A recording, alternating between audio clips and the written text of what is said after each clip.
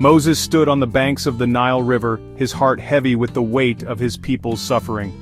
Born a Hebrew, but raised as Egyptian royalty, Moses lived a life of privilege, yet he couldn't ignore the plight of his people.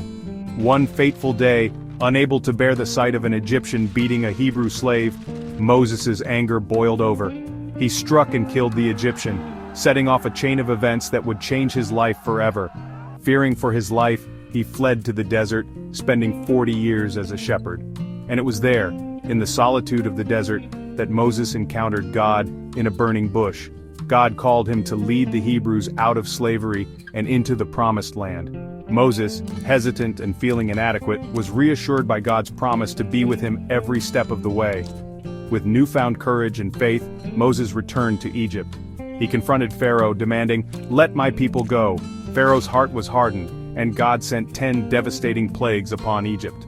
The final blow was the death of every firstborn son, but the Hebrews were spared by marking their doorpost with the blood of a lamb, an act that would be remembered as Passover. Finally, Pharaoh relented, and the Hebrews were free.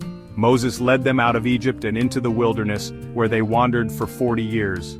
Throughout this journey, Moses remained faithful to God, guiding his people through trials and tribulations. On Mount Sinai, he received the 10 Commandments, a covenant between God and his people. As Moses stood on the banks of the Jordan River, gazing at the promised land, he knew his journey was nearing its end.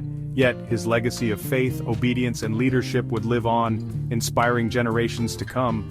Moses' story reminds us that even the most unlikely among us can be called to lead and make a profound impact. Trust in God's plan, and you too can lead your life with purpose and courage.